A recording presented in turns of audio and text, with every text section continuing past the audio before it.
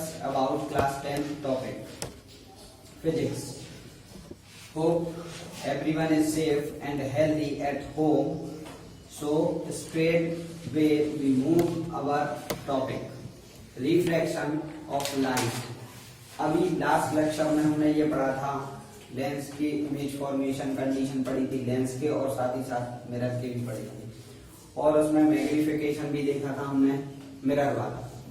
तो उसमें कुछ कंडीशन थी कुछ फॉर्मूले थे और उसके आगे वाले लेक्चर में हमने ये देखा था कि लॉ ऑफ रिफ्लेक्शन। अब आज यहाँ पे हमें लॉ ऑफ रिफ्रैक्शन पढ़ना है और तो लाइट का रिफ्रैक्शन फिनोमेना है वो क्या है। तो लाइट का रिफ्रैक्शन फिनोमेना ये है कि जब लाइट को हम one medium to another medium pass करेंगे बाय ट्रांसपेरेंट मीडियम मीन्स के एक इन जो टू सेपरेशन मीडियम मीन्स जो दोनों मीडियम को सेपरेशन कर रहा है सरफेस वो होगा ट्रांसपेरेंट होगा। तो उस केस में लाइट जो है वो क्या करेगी कि वन मीडियम से अदर मीडियम में जाएगी। अब यहाँ पे मीडियम जो होंगे वो आपके होंगे दो टाइप के, एक होगा रेयर मीडियम और एक होगा हमारा डेंसर मीडियम। रेयर मीडियम में जो लाइट पास करेगी वो हाई स्पीड से पास करेगी और डेविएशन जो होगा वो कम होगा। डेविएशन का मीनिंग यहाँ पर कुछ ये है कि बेंडिंग ऑफ लाइट जो है वो अपना रास्ता कितना टर्न कर रही है। अगर रेयर मीडियम का केस है तो सॉफ्ट वे में रेस चली जाएगी सीधी, और अगर डेंसर मीडियम है तो डेंसर मीडियम का केस ये होगा कि जो लाइट होगी वो स्लो स्पीड में जाएगी। अब यहाँ पे तो ये तो हमने डिफरेंट मीडियम बताए कि एक हो गया रेयर एक हो गया डेंसर। रेयर मीडियम के केस में अगर हम देखें तो मीडियम आपको सिलेबस के अकॉर्डिंग तीन मीडियम पढ़ने हैं, एयर वाटर और ग्लास। यही सेम आपको क्लास 12 में पढ़ना। एयर में जो स्पीड होगी लाइट की वो होगी 3 × 10⁸ मीटर पर सेकेंड। वाटर में जो स्पीड होगी 2.25 × 10⁸ मीटर पर सेकेंड और 2 × 10⁸ मीटर पर सेकेंड ये होगी आपकी ग्लास में। तो यहाँ पे हमें ये चीज आई समझ में कि यहाँ पे जो मीडियम है डिफरेंट मीडियम में लाइट की जो स्पीड है वो डिफरेंट है। तो यहाँ पे हमने देखा कि स्पीड जो है वो हार्डनेस के अकॉर्डिंग जैसे जैसे मीडियम हार्ड होता जा रहा है आपका तो उस केस में जो लाइट की जो स्पीड है वो कम होती जा रही है। जैसे एयर है प्रेजेंट एवरीवेयर वाला केस है इसमें, तो एयर के केस में क्या है 3 × 10⁸ मीटर पर सेकेंड। साथ ही साथ वाटर थोड़ा सा हार्ड होगा इससे, तो हार्ड होगा तो 2.25 हो जाए × 10⁸ मीटर पर सेकेंड। फिर यहाँ पे नेक्स्ट क्या होगा ग्लास क्योंकि क्या है इन तीनों मीडियम में मतलब ये सारे मीडियम में सबसे ज्यादा हायर डेंसर का केस क्या है ग्लास का। तो जब डेंसर ज्यादा होगा तो स्पीड उसमें क्या होगी कम होगी, ये अभी हमने बताया नहीं था। तो यहाँ पे ये डिफरेंट स्पीड डिफरेंट मीडियम के लिए है। अब यहाँ से आपको ये याद रखना कि स्पीड जैसे जैसे हम लाइट की स्पीड जैसे जैसे कम होती जाएगी हार्डनेस मीडियम की उतनी ज्यादा बढ़ती जाएगी, क्योंकि इस फिनोमेना को आप आगे पढ़ने वाले हैं कि रिफ्रैक्टिव इंडेक्स मींस कि एक कोई मटेरियल होगा मींस दो मटेरियल होंगे, दो मटेरियल के बिटवीन कोई ना कोई एक रेशियो स्टेब्लिश होगा, उस रेशियो को हम बोलेंगे रिफ्रैक्टिव इंडेक्स। और रिफ्रैक्टिव इंडेक्स क्या होगा कंपैरिजन ऑफ टू मीडियम के दो मीडियम का कंपैरिजन किस रिस्पेक्ट के अकॉर्डिंग किया गया, उसमें स्पीड ऑफ लाइट का यूज काफी ज्यादा होगा। तो अभी हमने क्या पढ़ा मीडियम पढ़े, दो टाइप के पढ़े रेयर और डेंसर। अब रेयर और डेंसर में हमने कुछ ऐसे मीडियम पढ़े कि जो रेयर भी हो सकते डेंसर भी हो सकते। जैसे फॉर एग्जांपल अगर हम देख रहे हैं कि एयर और वाटर का कॉम्बिनेशन अगर मान लो क्वेश्चन में आया या किसी न्यूमेरिकल में आया तो उस केस में हम ये चीज देखेंगे कि रेयर मीडियम कौन सा है और डेंसर मीडियम कौन सा है। तो रेयर मीडियम कौन सा होगा एयर। रेयर हम उसको बोलेंगे जिसमें स्पीड ज्यादा है। तो एयर और वाटर के केस में किसमें स्पीड ज्यादा है एयर में, तो air is a rare medium. and water is a denser medium. Next, another question. Two medium is here, water and glass. So water and glass in this condition, in these condition, water and glass. Water is a rare medium because the speed of light is greater than the glass. Where the speed of light is greater, so the medium is rarer, and the speed of light is lesser, then the medium is denser. So इन दोनों condition में क्या होगा कि फिर rare medium हमारा ये हो जाएगा, डेंसर मीडियम ये होगा. अब एक और कॉम्बिनेशन ये बनने वाला है कि एयर और वाटर का. तो एयर वाटर में भी हम कंपेयर कर लेते हैं किसकी स्पीड ज्यादा है और किसकी स्पीड कम है. इसकी ज्यादा है तो ये क्या हो जाएगा, रेयर मीडियम, और ये क्या हो जाएगा, डेंसर मीडियम. और तो यहाँ पे हमने एक चीज देखी कि रेयर जो है वो ऑलवेज रेयर, एयर जो है वो ऑलवेज रेयर है, ग्लास जो है वो ऑलवेज डेंसर है. But condition is change for water.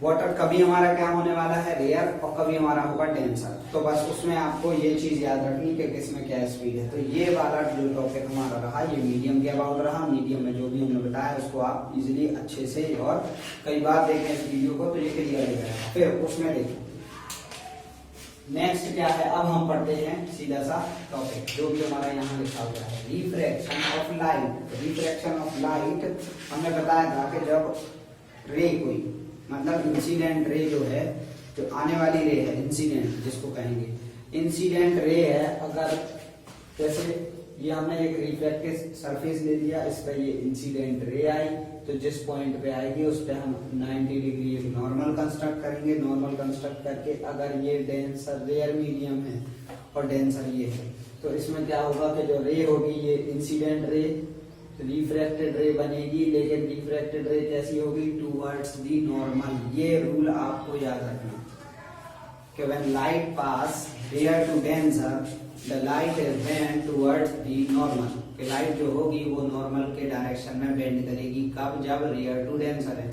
In other case denser to rare the light is pass from denser to rare the light is refracted away from the normal. Normal से वो दूर जाएगी ray. किस case में, जब denser to rare का case होगा. बस इतना सिंपल वे में आपको याद रखना. हाँ, इसमें कुछ की टर्म है जो याद रखने. इसको हम बोलेंगे नॉर्मल, इसको बोलेंगे हम इंसिडेंट रे. सो ये एंगल हो जाएगा इंसिडेंट एंगल. और आपका ये नॉर्मल चल रहा, ये क्या है, रिफ्रैक्टेड रे. तो रिफ्रैक्टेड रे और नॉर्मल के बिटवीन जो एंगल बनेगा वो क्या होगा, रिफ्रैक्टेड एंगल होगा. तो यहाँ पे आपको तीन चीजें याद रखनी, इंसिडेंट, रिफ्रैक्टेड रे, तो ये तो रे के नाम हुए. फिर इसमें इंसिडेंट एंगल और रिफ्रैक्टेड एंगल और नॉर्मल. बस तो इंसिडेंट रे से जो एंगल बनेगा विद नॉर्मल, नॉर्मल के साथ में वो होगा इंसिडेंट एंगल. और रिफ्रैक्टेड रे जो है वो नॉर्मल के साथ में जो एंगल बनाएगी उसको बोलेंगे हम रिफ्रैक्टेड एंगल. इतना भी हमने देखा. नेक्स्ट, ये अभी जस्ट हमने बता दिया कि स्पीड ऑफ लाइट 3 × 10⁸ मीटर पर सेकेंड. कॉज ऑफ रिफ्रैक्शन, ये क्वेश्चन में जरूर पूछे जाते हैं. मींस पेपर का जो क्वेश्चन होगा उसमें मैक्सिमम केसेस में ये पूछा गया कि रिफ्रैक्शन का कॉज क्या है, किस वजह से रिफ्रैक्शन होता है. तो रिफ्रैक्शन होने का फिनोमिना अभी हमने जस्ट कुछ पढ़ा था कि ये स्पीड ऑफ लाइट डिफरेंट है. तो उस केस में क्या होगा कि जो लाइट का बेंडिंग प्रोसेस है, मींस लाइट का टर्निंग प्रोसेस है, वो चेंज होगा. तो कॉज ऑफ रिफ्रैक्शन यही तो हो गया कि cause of refraction change in speed of light. तो for different material the speed of light is different. कि जो स्पीड ऑफ लाइट होगी वो डिफरेंट होगी. फॉर एग्जाम्पल, अब इसमें कुछ एग्जाम्पल है तो वो आपके एनसीईआरटी बुक में है, एक्टिविटी में दिए गए. इसमें पहला एग्जाम्पल हमने ये ले लिया कि जो स्विमिंग पूल है उसका जो बॉटम होगा वो हमें थोड़ा सा वाइट दिखाई देगा. इसी केस में एक पेंसिल का भी एग्जाम्पल होता है कि पेंसिल को हम पार्शली इमर्ज्ड इन लिक्विड करें तो उस केस में जो पेंसिल होगी वो हमें बेंड दिखाई देगी, मतलब ब्रेक टाइप की या थोड़ी सी टिल्टेड या टेढ़ी दिखाई देगी. ये होगा रिफ्रैक्शन ऑफ लाइट का केस. अब रिफ्रैक्शन ऑफ लाइट का एक और फिनोमेना है जो पेपर में रीजन के केस में पूछा जाता है कई बार, फिर पेंटिंग और स्टार का केस है, तो ये सारे ऐसे कुछ हैं। फिर इसमें है आगे refraction through a glass slab, very very most important. Refraction of glass slab, तो एक हमने ये ग्लास स्लैब ले ली, मीन्स अब एक चीज समझना है यहाँ पे मीडियम क्या क्या होंगे, एयर, ग्लास और एयर आउटसाइड, फिर से एयर। इंसिडेंट रे ये है, इंसिडेंट रे नॉर्मल, तो ये हो गया इंसिडेंट एंगल। अब जब अभी जस्ट हमने बताया कि एयर और ग्लास, देखो एयर और glass, air is a rare, glass is a denser, so this is rare and this is denser. तो रेयर टू डेंसर का केस है तो टुवर्ड्स दी नॉर्मल बेंड करेगी लाइट, तो ये है normal towards the normal, means अगर angle यहाँ पे बेंड करने का मीनिंग क्या है कि otherwise I is equal to 60 degree, then R is equal to less than 60, R जो होगा वो 60 से कम ही होगा, तभी ये रेयर टू डेंसर प्रोसेस है।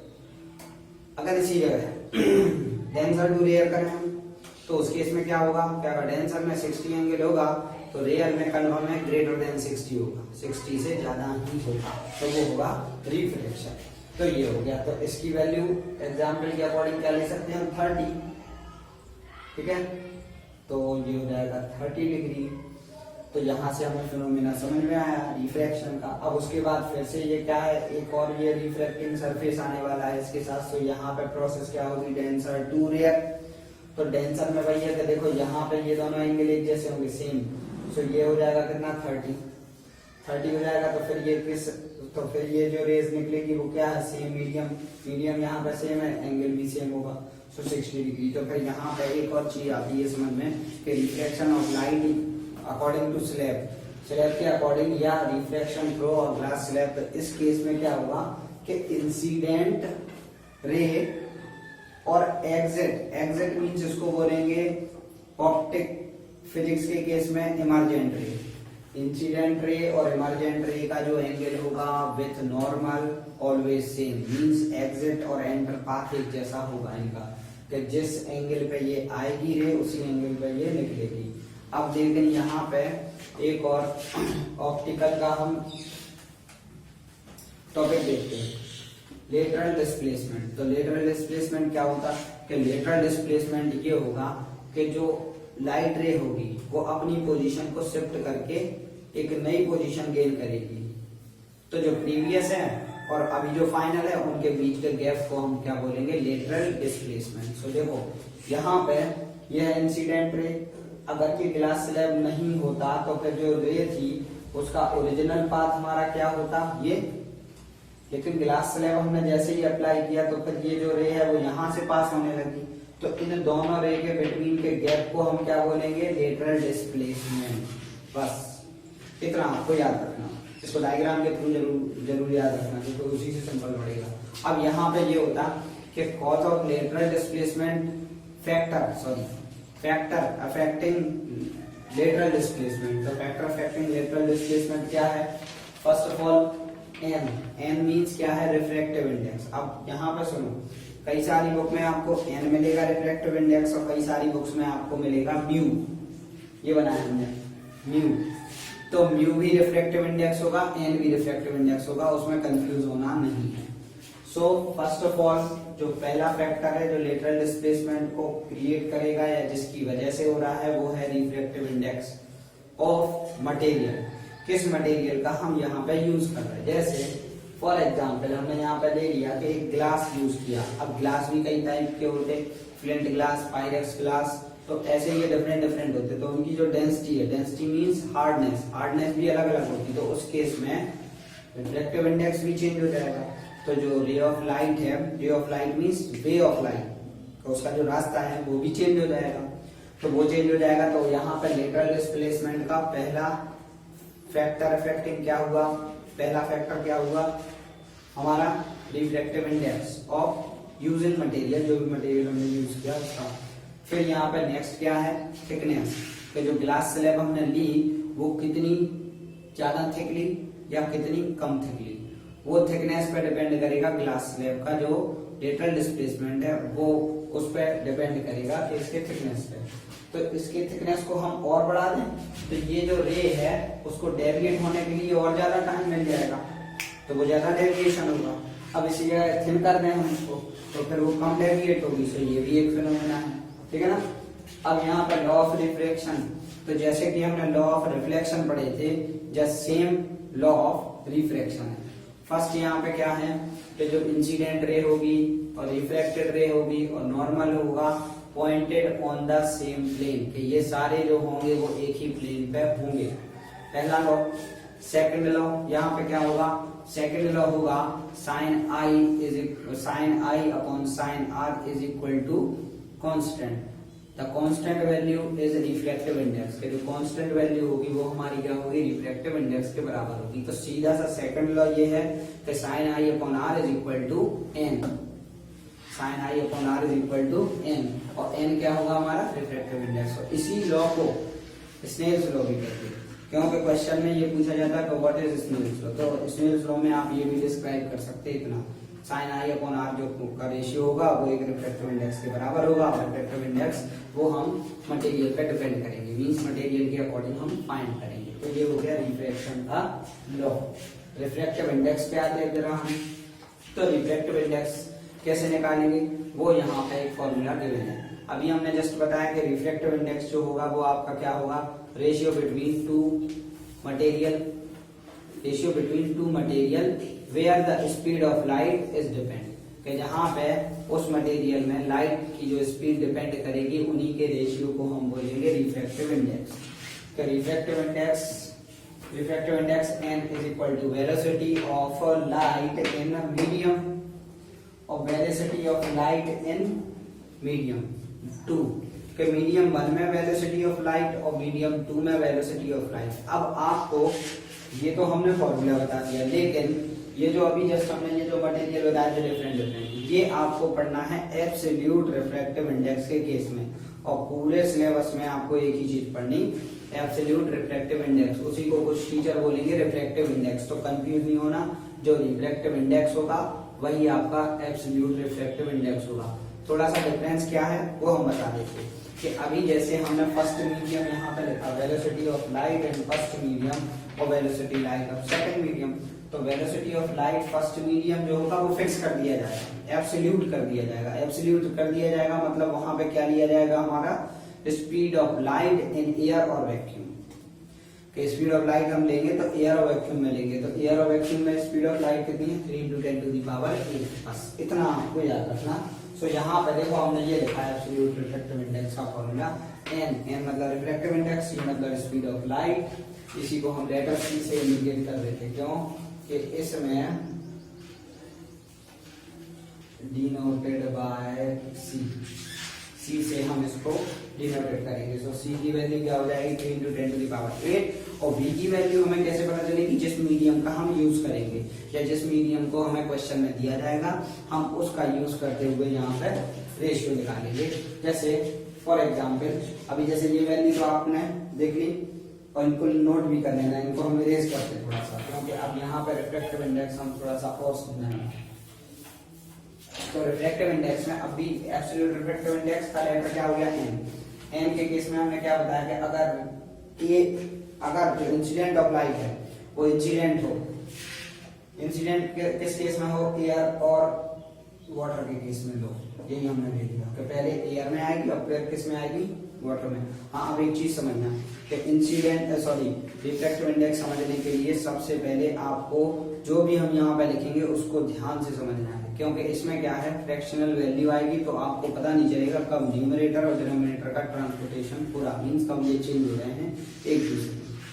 तो वो चीज आपको यहाँ पे थोड़ी सी याद रखनी, क्योंकि बच्चों का कंफ्यूजन ये रहता कि रे जो है वो 1 मीडियम टू सेकंड मीडियम आई तो फॉर्मूला क्या होगा, और जब सेकंड टू फर्स्ट गई तब क्या होगा।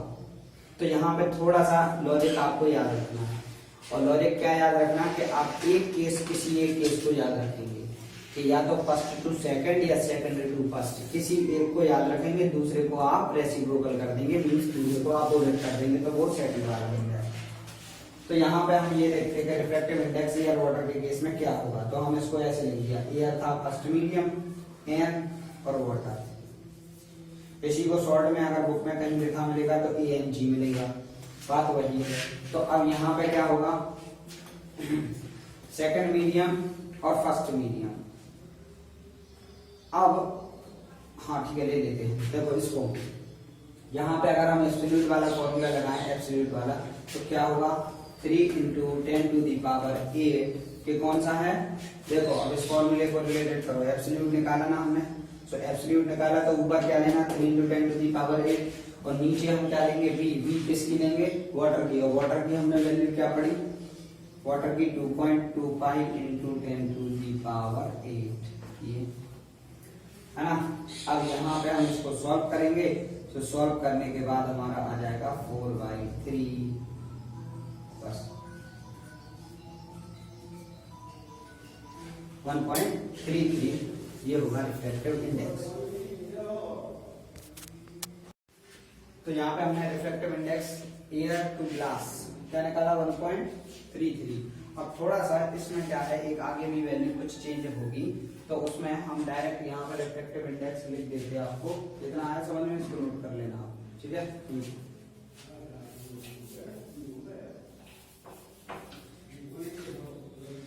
अब यहाँ पे इसमें रिफ्रैक्टिव इंडेक्स लिख देते हैं हम direct, ANG is equal to और ANW। तो ANG इज इक्वल टू क्या आएगा आपका 3/2 और इन डेसिमल फॉर्म 1.5, तो यहाँ पे आ जाएगा 4/3 और यहाँ पे आ जाएगा 1.33 और एयर एंड एयर ये आएगा आपका 1। So absolute refractive index air with respect to air वो होगा आपका 1। पर यहाँ पे क्या होगा, एयर टू वाटर 1.3 और एयर टू ग्लास आपका आएगा 1.5। ये आपको न्यूमेरिकल वैल्यू याद रखना।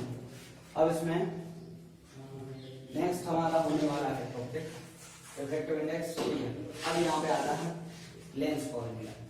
लेंस फॉर्मूला क्या होगा हमारा, ये हमने अभी बताया था मिरर के केस में, कि मिरर के केस में बीच में यहाँ पे आएगा प्लस और लेंस वाले में होगा यहाँ पे माइनस। तो 1/v minus 1/u is equal to 1/f। अब मैग्निफिकेशन हमने क्या पढ़ा था मिरर के केस में, सेम वही पढ़ा था, image upon object. So image hi means height of the image and height of the object, ये पढ़ा था हमने मैग्निफिकेशन। सो सेम फॉर्मूला है, इसमें कोई मैग्निफिकेशन की कंडीशन नहीं है, यहाँ पे सीधा सा एक फॉर्मूला है। और एक और फॉर्मूला यहाँ पे ये आया, उसमें शायद हमने ये पढ़ा था m is equal to -v/u ऐसा कुछ, ठीक है ना। यहाँ पे ये है, तो आपको थोड़ा लॉजिक के थ्रू इनको याद रखना। अब यहाँ पे एक नया टॉपिक आने वाला है power of lens. Power of mirror नहीं होगा, पावर ऑफ लेंस। तो power of lens P equal to 1/f। The reciprocal of focal length is called power of lens. अब पावर ऑफ लेंस का मीनिंग यहाँ पे क्या है कि जो रे है, अब इस फिनोमेना को हम समझेंगे कैसे कि पावर ऑफ लेंस क्या होता है। तो पावर ऑफ लेंस मतलब कि बेंडिंग ऑफ लाइट, कि जो लेंस का नेचर ये है कि लाइट को बेंड किस रेट में कर रहा हो, तो वो है अपना पावर ऑफ लेंस। तो power of lens P is equal to f/1/f। इसका होगा ये फॉर्मूला। फॉर्मूला किस केस में होगा, जब पावर किस में हो, when power is in meter. अगर पावर मीटर में है तो उस केस में हमारा फॉर्मूला ये होगा 1 डायोप्टर। तो यहाँ पे आपको यूनिट याद रखनी है, जो डायोप्टर है वो पावर की SI यूनिट है। पावर की SI यूनिट डायोप्टर है, फोकल लेंथ की SI यूनिट आप कमेंट बॉक्स में बताना। 1 diopter is the power of lens whose focal length is 1 meter. कि अगर 1 मीटर फोकल लेंथ होगी तो उस केस में जो पावर होगी वो 1 डायोप्टर एक पर होगी। अब आपको न्यूमेरिकल में कौन सा फॉर्मूला यूज करना, न्यूमेरिकल में आपको ये करना P इक्वल टू 100/f। इसमें और उसमें डिफरेंस क्या है, वहां पे जो पावर थी वो मीटर में थी, यहाँ पे जो पावर है वो किसमें है, सेंटीमीटर में। सो ये सेंटीमीटर वाली केस लगाना, क्योंकि मैक्सिमम न्यूमेरिकल में आपको जो पावर मिलेगी, जो फोकल लेंथ मिलेगी वो मिलेगी सेंटीमीटर में। अब ये वाला जो फॉर्मूला हमने लिखा है वो किस केस में लिखा, कंबाइन मतलब combination of power. Combination of power का मीनिंग ये है कि जब कई सारे लेंस आपको दे दिए जाए, उनकी कंबाइन पावर निकालनी हो, तो आप P is equal to P1 + P2 + P3 ऐसे आप करेंगे, ठीक है ना। हाँ, इसमें थोड़ा सा एक और है, कि जब कंबाइन पावर निकालेंगे तो कभी क्वेश्चन में ऐसा आता कि मान लो दो लेंस आपको दे दिए, दो लेंस दे दिए, दोनों ही कॉन्वेक्स हैं, तो कॉन्वेक्स है तो पावर जो फोकल लेंथ होगी कॉन्वेक्स की वो होगी पॉजिटिव, पॉजिटिव होगी तो दोनों पावर क्या हो जाएंगे, दोनों फोकल लेंथ कंबाइन हो जाएंगी, टोटल पावर निकल आएगी, फिर टोटल फोकल लेंथ निकल आएगी F1 प्लस F2, उससे निकालेंगे आप पावर, ठीक है ना, उससे आप निकालेंगे पावर। या उसको ऐसे भी कर सकते, फॉर एग्जाम्पल एक हमें लेंस दिया गया 25 सेंटीमीटर वाला, एक हमको लेंस दिया गया 20 सेंटीमीटर वाला, तो इसमें हम क्या कर सकते हैं, इसकी जो फोकल लेंथ बनाएंगे वो क्या होगा 100/25, तो यहाँ पे कितना आ जाएगा 4, ये हो जाएगा किसका P1 का। अब इसको जब हम देंगे तो इससे हम निकालेंगे P2 निकल आएगा 5, अब इन दोनों को हम कंबाइन ऐड कर देंगे तो कितना हो जाएगा 9 हो जाएगा कंबाइन पावर या कॉम्बिनेशन ऑफ पावर। अब इससे नेचर ऑफ द लेंस भी पूछ सकते, तो नेचर ऑफ द लेंस हम ऐसे भी बता सकते कि अगर पावर पॉजिटिव है तो वो नेचर, उस लेंस का नेचर क्या होगा कॉन्वेक्स का होगा, और अगर जो पावर है अगर माइनस में है तो वो कॉन्केव लेंस का होगा, ठीक।